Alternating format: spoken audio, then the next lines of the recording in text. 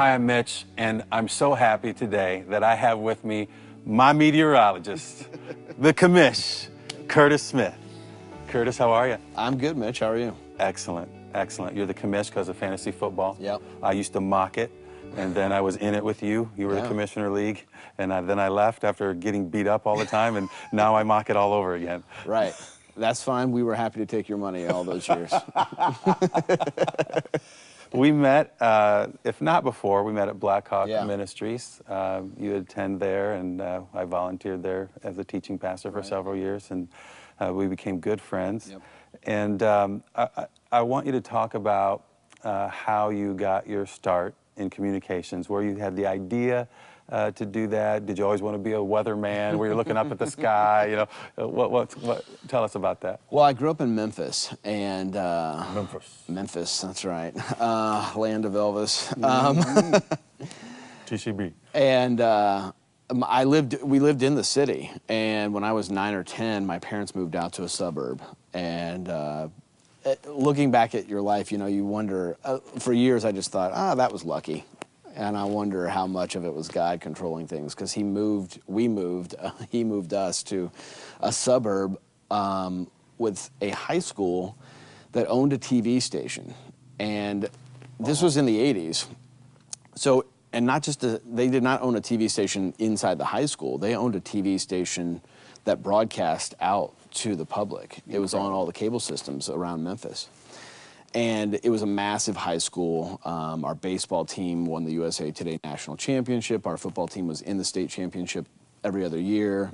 So people had a high interest in the sports teams of our high school. So we literally did live broadcasts as high school kids all the time of all of our sports teams. And so I kind of knew that was going on at our school, and as a sophomore, they made an announcement over the loudspeaker in the morning announcements and said, anybody interested in coming and being part of the TV station, show up at this meeting after school today. I thought, oh, that sounds fun. I love sports, and I love being part of a TV station. That sounds fun. I'll show up for this meeting.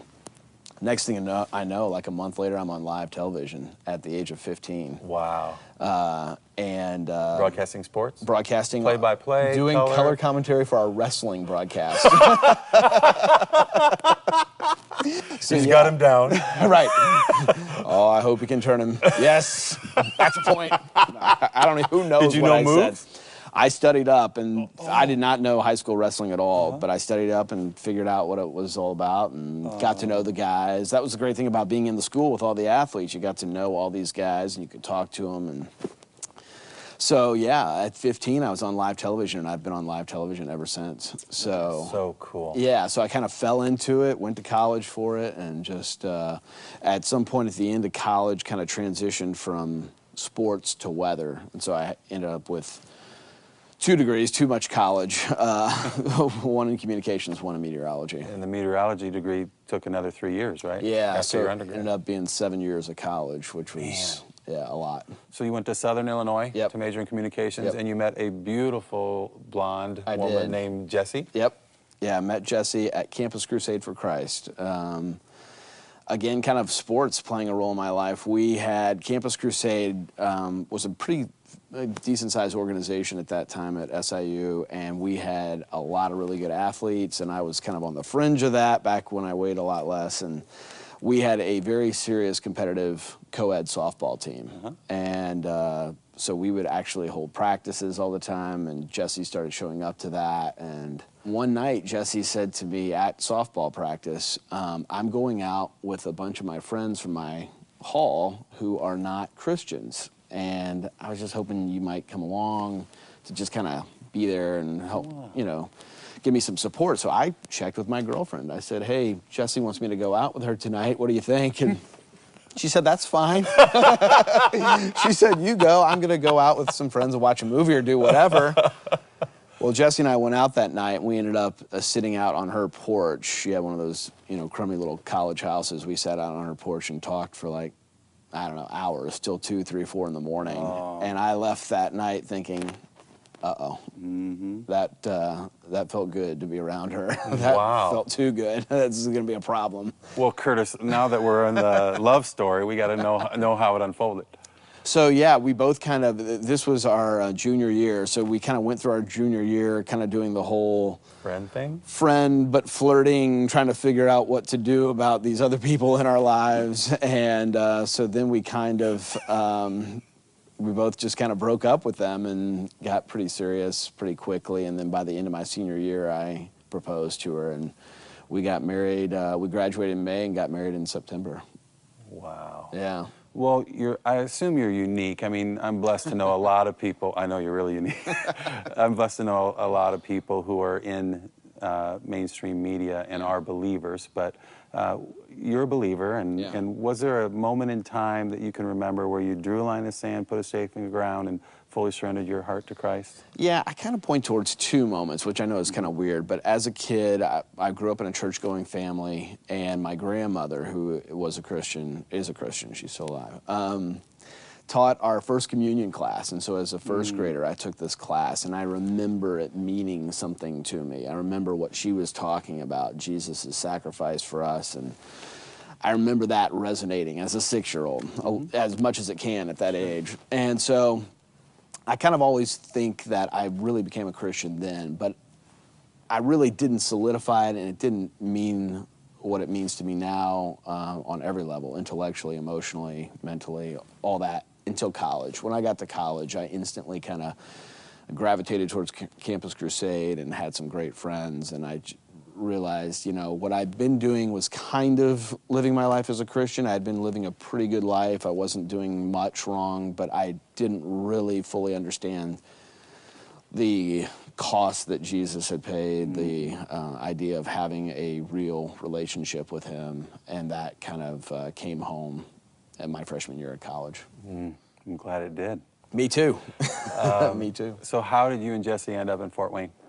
Well, it was funny. We were in Louisiana, and we didn't particularly like it there. We were kind of thinking after a year we need to think about leaving. And Jessie became pregnant with our first son, who's just turned 17. And that flew by. Yeah, tell me about it. He's my. wrapping up his junior year in high school, and Jessie was pregnant with him when we moved here. So that's unbelievable. So anyway, we found out she was pregnant and thought, okay, let's have the baby here in Louisiana, and then as soon as the baby's born, we'll start trying to leave. And literally, like, within a couple days of finding out that she was pregnant, I got a call from a girl who I'd worked with in Illinois. She came to Fort Wayne when I had left to go to Louisiana, and she knew I was doing weather in Louisiana.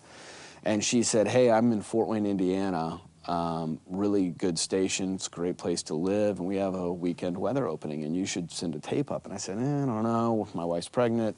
I think we might just stay here. And she again said, you really should just give this one a shot. It's a really great place. So again, pre-internet, we busted out an atlas and was like, well, where's Fort Wayne? We knew it was in Indiana. You kept going north. Yeah, but we kept going north. The north, weather's getting colder. Wow, that's really close to Michigan. And we thought, what the heck, let's try it. And so I sent a tape up here. A funny story about that, too. So I sent a tape up. The news director liked it and invited me up. They flew me up here to interview and to do kind of a test run. And so I did this tryout for them. And we go into his office after my little tryout. And he said, well, we like you, and we'd have to look at a couple other people. So we're going to get back to you. We'll let you know all the standard stuff. And I said, look, Don, I know I shouldn't say this, but my wife's pregnant. And I don't have a ton of time, so like if you think you're gonna offer me the job, I need to know sometime soon. Interesting line. I know, and I just thought, I got nothing to lose. If I don't come here, we'll have the baby down there, you know. And he looked right at me and goes, okay, we'll offer you the job. You're kidding. No, offered it to me right there, and then I was in the awkward position of saying, well, hold on, I have to talk to my wife and make sure she's okay with this. So I went back to the hotel that night and called her and said, they offered me the job right here today. And so I came in as the third guy, and a year later they had moved me up to the #1 guy. Curtis, if someone were to tell you, hey, as a weather guy, you're going to be able to communicate Christ clearly through your occupation. Yeah. If somebody had told you that a few years ago, what would you have said? Well, it depends who would have said it. I would have either said, you're crazy, or I would have walked away from them, thought, this person's crazy, I gotta get away from this person. But something like that, I just would not have believed that. I would not have thought that was possible or in the plans at all. Nothing in my career had suggested that would be a possibility. I really just would have dismissed that out of hand. Well, with that precursor, tell us what happened on the potential of this missions trip to Jerusalem. Yeah, so probably about a year ago at this point, my friends Ken and Nora Stewart, who own Hear Care Audiology, came to me and said, we're going to pitch this idea. They had done a mission. They were doing Hear Care work here in Fort Wayne, and they had started a nonprofit to do it for people in need here who couldn't afford it, because hearing aids are very expensive, and the work that is required is very expensive. So they were doing a lot of nonprofit work here at home, and they wanted to branch out. And so someone told them about an opportunity in Bethlehem. And so they went, and they didn't go personally, but they sent a team over, and it went so well, they thought, maybe this is our calling to start going to different places in the world. Fort Wayne, kind of our base of operations, help the people of Fort Wayne, but spread out and help the people of the world. And so Ken and Nora came to us and came to me and said, we want to do this again, and we want the station to partner with us, and we would love for you to come over and do reports and have the station partner with us on this mission trip. And I probably even laughed. I just said, quite a vision. That's just not going to happen. I cannot imagine that's going to happen. There's no way we're going to do something so overtly Christian. And so, like telling Sarah she's going to have a baby when she's beyond 100 or whatever. Yeah, it's like, yeah, that's just, what are you talking about? And so I said, well, you're welcome to pursue that, but no, I don't think that's going to happen.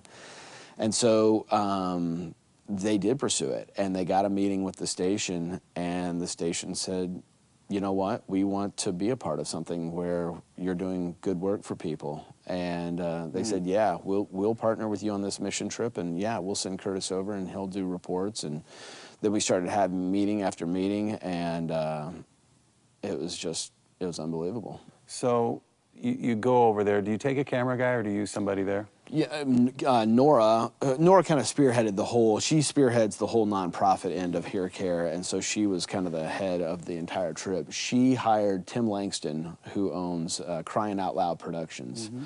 And Tim had worked at the station for 20 years. So he knows the drill. So he knows the drill, and he owns his own production company and does a lot of stuff in town and does great work. And so she had a cameraman lined up, and that was a stumbling block potentially for the station.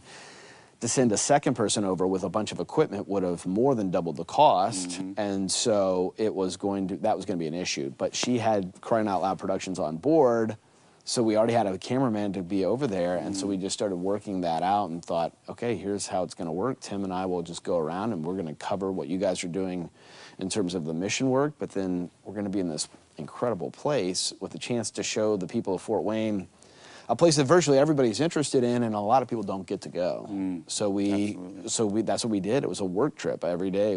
Tim and I woke up with 2 reports to put together, and teases and all the stuff that comes with that, and we just went all over Israel and Palestine and did our work. All right, take us on the tour. Well, I mean, I can't. First of all, I wish that there are no words to accurately describe how unbelievable this is to me, that this even happened, and that I'm going to tell you what happened to me. I can't believe it happened to me. We flew to Tel Aviv, and so we flew to Tel Aviv. We took a bus to Jerusalem, and Jerusalem is where we spent the first couple days and the last couple days of our trip. And the geography of Israel is that Jerusalem and Bethlehem are very close to each other. Bethlehem's about 6 miles south of Jerusalem. And then about 100 miles north of both is the whole Galilee area, where Jesus lived most of his life and did most of his public ministry. And so we spent the middle part of the week there in Galilee, in Nazareth, places like that. And so it was just, I don't even know where to start. It was just unbelievable. I mean, right off the bat, it's clear you're in a different place, you know. Did you feel safe? Yeah, totally safe the whole time. That's cool. It was really cool. And Bethlehem especially, Jesse and I walked around the streets of Bethlehem at night a couple of times after sunset and never felt awkward or uneasy about it at all. And Bethlehem is not a Christian place. Most people think of Bethlehem as being this very small little town that's very Christian with a manger, and it's not. It's a real city, and it's mainly Muslim. And it is not an American place. It is not a Western place. And yet we felt totally safe, and the people were great and nice and never even a hint of a problem. And you went to the cave where Jesus was? Yeah, that was the thing. We just got to see the most incredible places right off the bat. The very first place where I was just moved beyond what I thought I was going to be. Because, you know, we'd been planning this trip for a year, and I thought, okay, I know what I'm going to see. I know what we're going to do. I'm totally ready for this emotionally and spiritually, and you're just not. You're just not ready. Have you ever been over there, Mitch? No. Yeah. My wife doesn't feel safe with us going, but it's kind of interesting, Curtis. She's now becoming warm with the idea that I can go. You're fine to be unsafe, but she doesn't want to. I think so. You should tell Susan, it is totally safe. She would be completely fine over there. I mean, Jessie is an attractive blonde woman and looks as American as it gets, and never a hint of a problem. So anyway, the very first place that just got to me was the Church of the Annunciation in Nazareth. So Nazareth is where Jesus grew up, and Nazareth is where Joseph and Mary were living when really the story of Jesus on earth started. And the Church of the Annunciation is just a nice big church from the outside. It's just a nice big Catholic church with a lot of pictures of Mary. And in its outside kind of foyer area, and then you walk in and it's a normal inside foyer, and everything just looks normal and you feel very average. You literally turn a corner and you look down, and you feel like you are transported. You feel in time. I mean, you look down to our left and there's this cave. And it looks exactly like you would think a cave from 2,000 years ago looks. And that is the spot that they believe that Gabriel came to Mary and told her that she was going to have Jesus. And it hit me so hard that I let out this weird noise. It was kind of a half laugh, half choking back tear, trying not to cry. And one of the people on the tour with us, in the group with us, turned back and said, "Are you okay?" I said, "Oh yeah, no, I'm fine." Totally played it off. But it was that kind of thing. You're 1 minute you feel normal, you're walking around, and then this boom. And we had that happen a number of times. I got to tell you about two places. So the two coolest places were the Church of the Nativity in Bethlehem, which is the spot they believe they have the spot that Jesus was born. And this is not in question. That where he was buried, where he was crucified, there are a couple different spots where people think it might have happened, but no one questions this as the birthplace. And we had a couple of issues with the camera. The camera was not always welcome everywhere. And so we walk into the Church of the Nativity, which is this huge church. It's run by the Greek Orthodox, the Catholics, and the Armenians. It's these three groups. They kind of cooperate with each other. They sometimes will get into fights about who should be cleaning what part of the church and all that stuff. But they're pretty good about cooperating. Anyway, so you walk into this normal church. It's very ornate, very Greek Orthodox, and just looks like a normal Greek Orthodox church. And then you get to the end of like all the pews and up to the altar, and you kind of take a right and you go around a corner, and all of a sudden you're at the top of a very steep set of stairs, 5 or 6 really old-looking stairs. And you take these stairs down into this little grotto, which can probably hold 20, 25 people. And in there is, marked on the floor by a star, is the spot they believe Jesus actually was born. And I think you touched it. We did, yeah. And so this was unbelievable. So we get to the top of those stairs, and this Armenian guard comes over to us, and he's waving his hands at us, and we're like, oh no. You know, we've come all this way, and we came down real early to avoid big crowds. And he said, no, no, no. And I was like, oh no, what's wrong? And he said, we can't have another group. They're setting up for a little Armenian service. And he looks at us and he goes, is it only 4 of you? Because there are only 4 of us that went down. Other people were doing some of the hearing work. I said, yeah, it's only 4 of us. It's not a big group. And he goes, okay, you can come in. And so we got to go in while the Armenians were setting up for their service. We went back the next day with the whole group. It was a mob scene. You literally got 2 seconds at the Star. It was just like a typical tourist place. It was not moving or emotional at all. We were in the room for minutes at a time, just the 4 of us. It was the most incredible. And so instantly I went from, we're not going to get into the room, to, okay, do a shot for television. And it got me. I was like, oh my gosh, my hand is on the spot that God decided to come to earth. And it was just, it was mind-boggling. It was so moving, I can't even tell you. I mean, I thought I was prepared for that kind of stuff, and I really wasn't. It'd have to be just overcome. Yeah. With almost I guess, an unbelievable presence of God in a way. One more quick story about the way we just kind of felt like God was directing us through the whole time and opening doors for us. So there's these 2 sites where Jesus may have been buried and crucified. One is at the Church of the Holy Sepulchre in the old city of Jerusalem, and that's kind of the traditional spot that most people think it happened. But over the last couple hundred years, most Protestants have come to think that it might have happened at this place called Gordon's Calvary, or the Garden Tomb is what it's kind of called. So we thought on our last day, well, we need to go by there. And so we went by the Church of the Holy Sepulchre, then we went over to the Garden Tomb. Well, we get to the door of the Garden Tomb, and the whole area is closed. They're closed on Sundays, and it was Sunday, our last day. And we thought, oh my gosh. And so our group decided to leave, and Tim and I stayed there to do a stand-up, do a television shot in front of the door, and I was just going to say, we can't get in, blah, blah, blah. Right after our group left, this group of 3 people comes, and they walk between me and Tim, which is 5 feet. And my shoulder is right by the door, and they turn and almost brush against me. And all of a sudden I hear keys.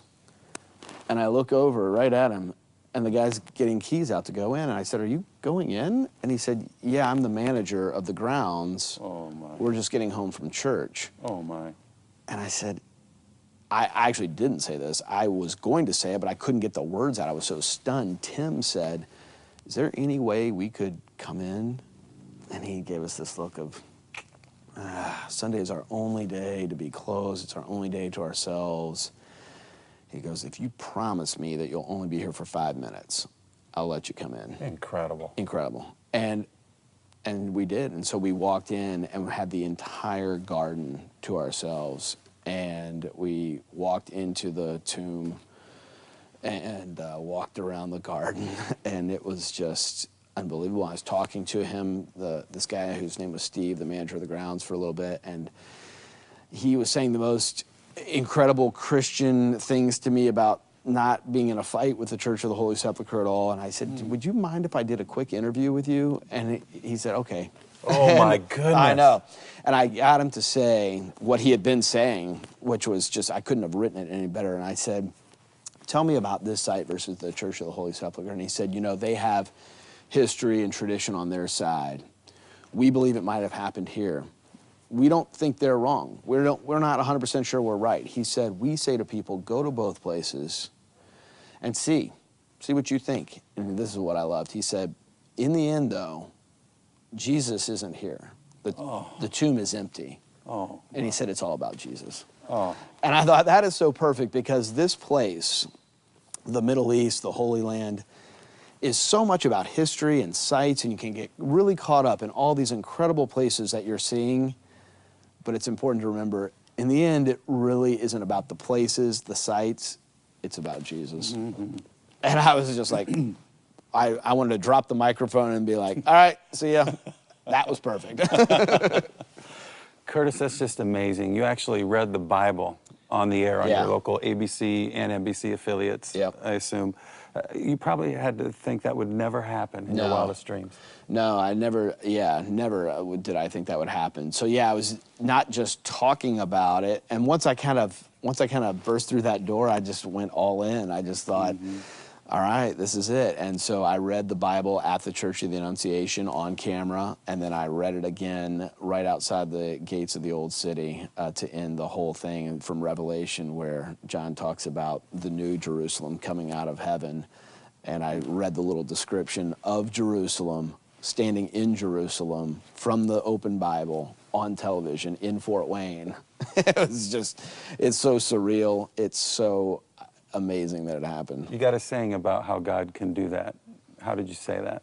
I don't know. How did I say that? I think you said, I guess God can use us wherever we are if he wants to. Yeah, you know, just talking about, you know, I always believed that the way we got to Fort Wayne was such a God thing. We didn't pursue Fort Wayne. Mm-hmm. You know, I got a call from Fort Wayne, and we got here, and we thought we'd stay here a year or two, and it instantly felt like home. And it felt like we were surrounded by family, and we had a great church and school and friends, and it just instantly felt like this is where we're kind of meant to be. And for years, I mean, I've been here almost 18 years now. For years, I just thought, well, this is where we're meant to be because life is going well, and we are living a good Christian life, and life's going well. Now I'm wondering if this is what God had for me, because he'll use you wherever you are. So maybe he didn't bring us here. Maybe we got here ourselves, but then he took over and said, okay, you got yourself here. I'm going to use you here. And I would never think to be like a preacher on television or to go into a ministry television operation. That wasn't really my goal. And yet he kind of brought that to me. Mm-hmm. And so I'm excited to see what the future holds. Me too. Because I feel like there's been a shift in my career. I'm not just a guy who talks about weather and does goofy things on television and Facebook. The beard. I'm still that guy. I'm still the guy who grows the beard and does goofy things, but I now have a greater meaning and a greater purpose mixed in with all that fun stuff. I remember thinking that about you when I first met you. Thanks, hey, Mitch. Before you go, yeah, I want you to give us the ultimate forecast. What would it sound like? Well, I guess that, you know, a couple years ago I asked people, what is perfect weather for you? And I thought everybody would say sunny and 75. Mm-hmm. And there are a lot of different variations, and nobody has a perfect idea of weather. For me, it's sunny and 75. Okay? Can you give that to us a little bit? A little sunny and 75? Yeah. Mm-hmm. What do you want me to pretend I'm talking on television? Exactly, yeah. All right, exactly. So here I am. You know, I do it on a green wall. The map's not actually there. I'm actually looking off to the side. So, Mitch, we've got some high pressure coming in from the north, and this high is going to tap into some much cooler air initially, but as it slides into Indiana, I think that clockwise flow around the area of high pressure is going to bring up this warm air, and we're going to have a lot of sunshine, highs in the mid-70s, a light breeze, perfect weather right into the weekend, and then once we hit Monday, it's going to be really crummy. Oh, I was going to say, and that's why Curtis is my meteorologist. He's even in my book. You got an acknowledgement in the book. I did, and I appreciate that. I love that. Thank you. Curtis, thanks for being here. Absolutely. Thanks for having me, Mitch.